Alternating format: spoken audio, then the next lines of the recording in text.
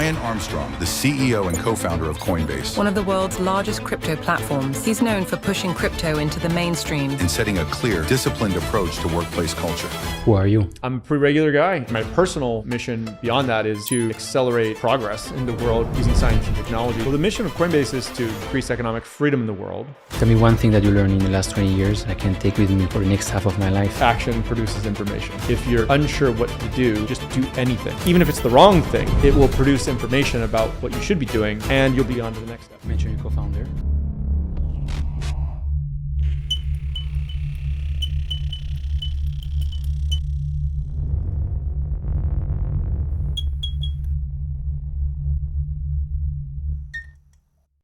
Creating more economic freedom in the world.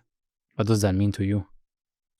Yeah, so economic freedom is Ha, iqtisodiy erkinlik iqtisodchilar o'rganadigan juda qiziqarli masala. But I guess from just like a visceral level, what it means to me is around Lekin men uchun ichki dunyo qarashimdan kelib chiqib aytganda, bu o'z-o'ziga egalik, ya'ni suverenitet bilan bog'liq. Bu sizning pulingiz. Siz u bilan xohlagan ishingizni qila olishingiz kerak. Iqtisodchilar buni shunday ta'riflashadi. Masalan, biror iqtisodiyot yoki mamlakatdagi pulning qiymati inflyatsiya sabab yemiriladimi yoki u barqaror pulmi? Odamlar erkin savdo qila oladimi? Kompaniya ochishi mumkinmi? Ular moliyaviy xizmatlardan to'liq foydalana oladimi? Ularda asosiy mulk huquqi bormi yoki ularning boyligi tortib olinishi mumkinmi? in a society where you spend a lot of time Bularning hammasi yuqori darajadagi falsafiy tamoyillarga o'xshab eshitilishi mumkin.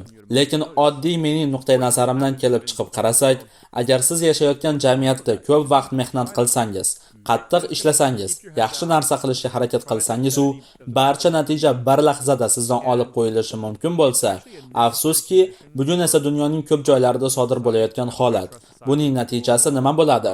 Siz unchalik qattiq harakat qilmay qo'yasiz. Boshingizni past qilib yurishga, hokimiyatdagilarni ranjitmaslikka harakat qilasiz.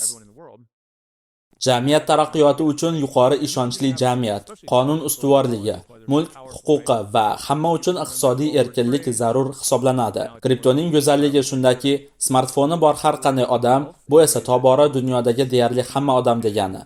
Iqtisodiy erkinlikka ega bo'lishi mumkin. Ayniqsa self-custody walletlar, ya'ni o'z mablag'ini o'zi saqlaydigan hamyonlar shuning uchun juda kuchli.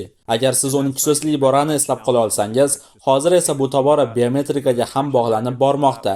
Boyligingizni hech kim o'g'irlay olmaydigan tarzda saqlashingiz mumkin. U ko'chma bo'ladi. Boyligingiz musodara qilinmasdan boshqa mamlakatga ko'chishingiz mumkin. Global iqtisodiyotda ishtirok eta olasiz. technology and mobile apps. You mentioned people working so hard and all their life and everything can be taken away so quickly. Mm-hmm. I would argue that even, we're here in the US, but in developed countries, people work very hard. Things are not necessarily taken that quickly, but it's taken slowly. Mm-hmm. And crypto is an answer to that. Yeah. It can happen slowly too. You're right. Ha, bu sekin ham sodir bo'lishi mumkin. Siz haqsiz. Masalan, inflyatsiyaning eng xavfli tomoni shundaki, u aslida jamiyatdagi eng kambag'al odamlarga zarar yetkazadi. Odamlar buni tushunmaydi. Balki siz buni yaxshi tushunarsiz. Lekin baribir aytib o'taman. Agar siz boy bo'lsangiz va Turkiya, Nigeriya yoki Argentinada yashasangiz, pulingizni inflyatsiyaga chidamli narsaga qo'yishingiz mumkin. Masalan, ko'chmas mulk, oltin yoki bitcoin. Balki hatto AQSh broker hisobingiz bo'lsa, S&P 500 sotib olishingiz ham mumkin. Lekin kambag'al odamlar bunday narsalarga kira olmaydi. Ular ko'chmas mulk sotib ola olmaydi. Ular shunchaki naqd pul ushlab turadi. Shuning uchun bu tom ma'noda regressiv soliq. Odatda bizda progressiv soliq tizimi bo'ladi. Boy odamlar ko'proq to'laydi. Bu esa buning aksi, regressiv soliq tizimi. Bu jamiyatdagi eng kambag'al odamlardan boylikni tortib olib, odatda demokratiyada ovozga qo'yilmagan hukumat dasturlarini moliyalashtiradi. Go'yoki kimdir pul chiqarish dastagiga barmog'ini qo'yib, o'z pulini ko'proq bosib chiqarishi mumkin. Bu jamiyatdagi eng kambag'al odamlardan boylikni tortib oladi va keyin hukumatlarda juda yomon xatti-harakatlarga olib keladi. Bu juda xavfli narsa. Aslida dunyo bo'ylab demokratiyalar byudjet defitsiti va inflyatsiyadan qanday qochishni tushunishga qiynalmoqda. Ko'p joylarda rag'batlar muvozanatli byudjet yuritishga mos kelmaydi. Menimcha bu juda qiziq mavzu. Kripto ayniqsa Bitcoin qilayotgan katta ishlardan biri hokimiyatni hukumatlardan individual odamlarga ko'chirishidir. Bu byudjet defitsiti bilan sarflashga qarshi muvozanat va nazorat mexanizmi. Agar fiat valyutalar inflyatsiyada davom etsa, odamlar noaniqlik davrida shunchaki Bitcoinga o'tib ketadi. Bu individual huquqlar va moliyaviy xizmatlarni demokratlashtirish uchun juda yaxshi narsa. Absolutely. It's a competition on the monopoly of money that governments and central banks have that create a big problem. Not only rich people get richer because they have the assets, but to your asset price inflation, which is completely fucked up because the poor people cannot buy the asset and will never be able to. But also you have the actual inflation. If you just look at the COVID money printing in the US and you come 4 or 5 years later and look at the prices of things, just coffee, food, basically people who don't have assets just get double screwed. Yeah, you're right. Inflation is a funny word because people. Ha, siz haqsiz. Inflyatsiya qiziq so'z. Chunki odamlar uni turlicha ma'noda ishlatadi. Bir tomondan bu narsalar narxi oshishini anglatadi.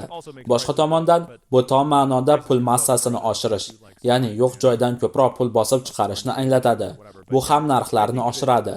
Lekin narxlar boshqa sabablarga ko'ra ham oshishi mumkin. Talab va taklif, tashqi savdo muammolari yoki boshqa omillar sabab.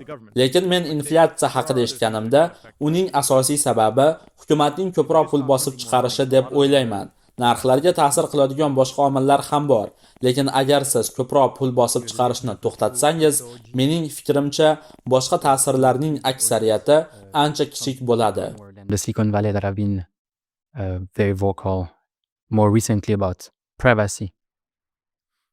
What's the role of privacy and of projects like Zcash, for example, in creating more economic freedom in the world? Yeah, I think privacy is incredibly important. Ha, menimcha maxfiylik nihoyatda muhim. Ayniqsa moliyaviy hayotimizda. Bu eng nozik masalalardan biri. Ehtimol soliq haqidagi masalalar bilan bir qatorda. Meni hayratga soladigan narsa shuki, kripto shunchalik katta bo'lib ketdi. Holbuki u haqida psevdonim deyishadi. Ya'ni barcha tranzaksiyalar, summa, vaqt belgisi va hammasi ochiq ledjerda sodir bo'ladi. Ismingiz unga biriktirilmagan, lekin manzillar hammasi ochiq. Agar siz biror joyda KYC dan o'tsangiz yoki kimdir ushbu manzillardan birini deanonimlashtirsa, ular ko'pincha zanjirdagi keyingi tranzaksiyalarni ham deanonimlashtira oladi. Shuning uchun aslida kripto shunday ochiq tabiatiga qaramay, bunchalik o'sgani biroz hayratlanarli. Dastlab paydo bo'lgan ba'zi loyihalar, Zcash yoki Monero kabi maxfiylikka kuchli urg'u bergan loyihalar, ayniqsa Monero 100% maxfiy bo'lgani uchun dastlabki foydalanuvchilar orasida nojo'ya ishlar qilayotgan odamlarni jalb qilgan deb o'ylayman. Bu esa shunday tasavvurni yaratadi. Bu asosan yomon aktyorlar va noqonuniy faoliyat uchun emasmi? Bu holatlarda bu haqiqatan ham shundaymi yoki yo'qmi bilmayman. Lekin ba'zida bunday tasavvur qonun chiqaruvchilar yoki huquq tartibot organlari nuqtai nazaridan reallikka aylanib qoladi. Mening qarashim shuki, maxfiylik juda muhim. Biz uni kriptoga olib kirishimiz kerak. Menimcha bu qanday sodir bo'ladi? Dastlab odatda ommaviy bo'lgan zanjirlardan boshlanadi. Ethereum, Base kabi layer 2lar, Solana va boshqalar. Keyin ularda ixtiyoriy maxfiy tranzaksiya turi paydo bo'ladi. Shunda siz shunday deyishingiz mumkin. Mana zanjirning 99% qonuniy faoliyat. Endi qonuniy odamlar ham maxfiy tranzaksiyalardan foydalanmoqda. Balki bu biroz ko'proq komissiya talab qilar. Lekin bu internet boshlangandagi holatga juda o'xshaydi. Avval hammasi HTTP edi, keyin HTTPsiga o'tdi. Bilmayman, eslaysizmi? Internetning ilk davrlarida odamlar HTTPsi sekinroq, protokol sekinroq derdi. Lekin oxir-oqibat deyarli butun internet HTTPsida ishlaydigan bo'ldi. Vaqt o'tishi bilan u tezlashdi. Kompyuterlar tezlashdi, kriptografiya tezlashdi, brauzerlar yaxshilandi. Menimcha bu yerda ham shunday bo'ladi. Biz 2025-yil boshida Ironfish degan kompaniyani sotib oldik. Ular Base uchun maxfiy tranzaksiyalar ustida ishlashmoqda. Bu jamoa juda iqtidorli. Ular yaxshi progress qilmoqda. Maqsadimiz Base'da maxfiy tranzaksiya turini yaratish. Har kim uni ishlata oladi. Ehtimol gas fee biroz yuqoriroq bo'ladi, lekin tranzaksiya maxfiy bo'ladi. Keyin buni foydalanuvchilari qanchalik ko'payishini ko'ramiz. Coinbase if you had to explain it to my mom? I have to say my mom because often they tell me, the guests are like, yeah, my mom is an engineer. So she can understand. Yeah. My mom is not an engineer. She's retired now. She was an HR manager in a Swiss cosmetic brand. Yeah. She's not technical. Yeah.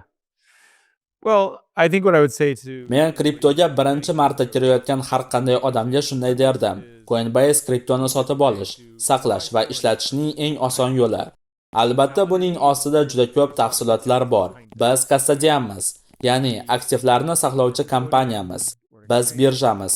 Tobora ko'proq to'lovlar bilan ham shug'ullanyapmiz. Sizga kredit olishga yordam bera olamiz. Kredit kartadan foydalanish va kripto sarflashga yordam bera olamiz. Vaqt o'tishi bilan odamlar Coinbase'ni bank o'rnini bosuvchi narsa sifatida ko'ra boshlashyapti. Bu shunchaki yaxshiroq moliyaviy xizmatlar. Hatto kripto texnologiyasining o'ziga unchalik qiziqmaydigan odamlar ham bor. Ular shunchaki dunyoning biror joyidagi oilasiga aqldan ozdiradigan yuqori komissiyalarsiz pul yuborishni xohlaydi.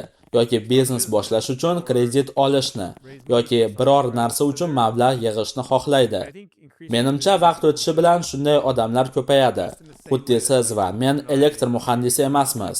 Elektronlar va elektr toki haqida hammasini tushunmaymiz, lekin chiroq tugmasidan foydalana olamiz. Yoki ko'p odamlar HTTP kabi internet protokollari qanday ishlashini tushunmaydi, lekin WhatsAppda do'stiga rasm yubora oladi.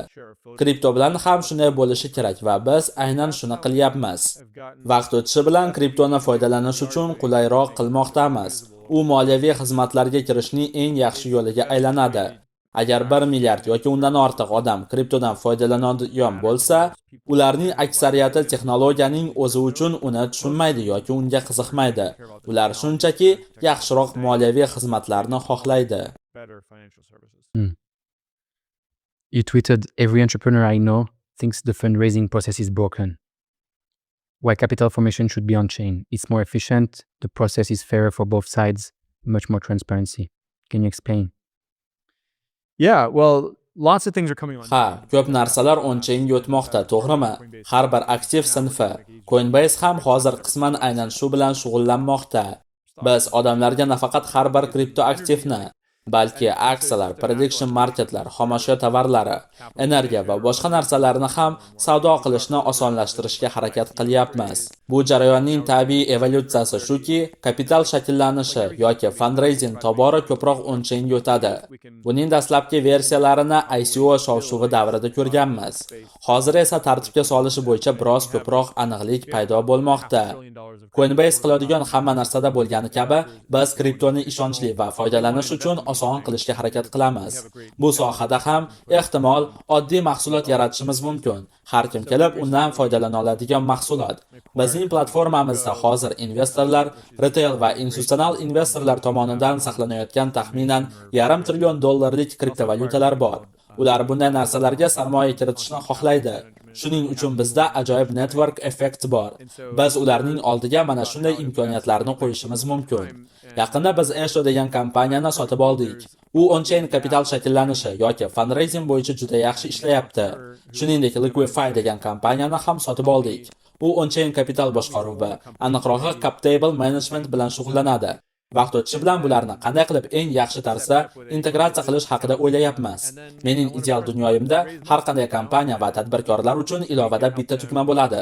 U kelib, menga kompaniya tuzishga yordam bering, ehtimol on-chain shaklda. Keyin menga Coinbase business account ochib bering. Keyin pul jalb qilish uchun tugmani bosmoqchiman deydi. Biz ularga pitch va materiallarini chiqarishda yordam bera olamiz. Agar compliance yoki regulyatorlik qismi, security qismi kerak bo'lsa, ularni ham hal qilishga yordam beramiz. Keyin buni investorlar oldiga chiqaramiz va tamom. Pul ularning hisobiga tushadi. Ular esa ishiga qaytadi. Startaplarda bu an'anaviy tarzda juda samarasiz amalga oshmoqda. Men bilgan har bir texnologik innovatsiya tadbirkori fundraising qilganda bu yilning 3 oyini olib qo'yadi. Butun e'tiboringizni shunga qaratishingiz kerak bo'ladi. O'nlab yoki 100 ga yaqin uchrashuvlar qilasiz. Juda ko'p rad javoblari bo'ladi. Nihoyat kelishuv bo'lganda ham odamlarning wire transferlarini, ya'ni pul o'tkazmalarini quvib yurasiz. Millionlab dollar yuridik xarajatlar bo'ladi. Bu butun e'tiborni yutib yuboradigan va juda samarasiz jarayon. Buni on-chainda ancha samaraliroq qilish mumkin. Arzonroq komissiyalar, tezroq jarayon, global ishtirokchilar. Biz odamlarga aynan shuni qilishga yordam bermoqchimiz. Power of on-chain, everything on-chain, and then you have an app where you can buy with Apple Pay the coin. And then all these exchanges that are centralized offer Trump, but later on, and people already kind of miss a lot of the opportunity. Yeah. For me, it was actually the moment I really, like my aha moment with on-chain. I was like, holy shit, now I understand. And I went, I would say like almost, further, and I just thought, is Coinbase or is Binance or is Bybit cooked? What's the role of centralized crypto exchanges like Coinbase, Binance, Bybit in a world where everything is moving on chain? Yeah, so we believed for a long time that it's moving more. Ha, biz uzoq vaqtdan beri savdo, to'lovlar, hamyonlar, bularning ko'pi on-chain yutishiga ishonganmiz. Shuning uchun bunga katta sarmoya kiritib kelyapmiz. Menimcha Coinbase bu jarayon sabab ishdan chiqib qolmaydi. Aksincha, biz bu yo'nalishda yetakchi bo'lamiz. Masalan, Coinbase ilovasida endi DEX birjalarini integratsiya qildik. Avval markazlashgan birjada taxminan bir necha yuz aktiv savdo qilinar edi. Hozir esa DEX birjalar orqali menimcha 40 mingdan ortiq aktiv mavjud. Tez orada bu millionlab bo'ladi. Mijoz nuqtai nazaridan esa bu seamless, ya'ni uzluksiz va oddiy ko'rinadi. U aktivni savdo qilishi mumkin. Bu markazlashgan birjadami yoki DEX birjadami, ba'zan buni bilishi ham shart emas. Xohlasa ko'rishi mumkin. Lekin uning nuqtai nazaridan bu shunchaki ishlashi kerak. Endi aktivlar paydo bo'lganda, ular Coinbase'da uzoq listing jarayonidan o'tishi shart emas. Ular ilovada mavjud bo'ladi. Bu bitta misol. Bizda self-custodial wallet ham bor. U to'liq on-chain. Avval Coinbase wallet deb atalgan narsa hozir yangi Base app hisoblanadi. U hali betada, lekin whitelistda 1 milliondan ortiq odam bor. Tez orada u umumiy foydalanishga chiqariladi. Agar siz butunlay self-custodial 100% on-chain ilova ishlatmoqchi bo'lsangiz, biz aynan shuni qurmoqdamiz. Demak, biz on-chain yutishda to'liq ishtirok etyapmiz. What's the end game for Coinbase? The end game is that we have Coinbase yakuniy maqsadi 1 milliard yoki undan ortiq odam har kuni bizning ilovamiz orqali ochiq moliyaviy tizimga kira olishi. Ular barqaror pulga 1 sentdan ham arzon narxda darhol global to'lovlarga ega bo'ladi. Xohlagan aktivni savdo qila oladi. Vaqt o'tishi bilan bu ular uchun bank o'rnini bosuvchi narsaga aylanadi. Barcha moliyaviy xizmatlari, brokeraj o'rnini bosuvchi xizmatlari hammasi bitta ilova orqali amalga oshishi mumkin. Va biz dunyoda iqtisodiy erkinlikni oshiramiz. Chunki smartfoni bor har qanday odam bunga kirishi erkin tarzda bo'ladi. financial services can happen through one app, and we increase economic freedom in the world because anybody with a smartphone can get access to it.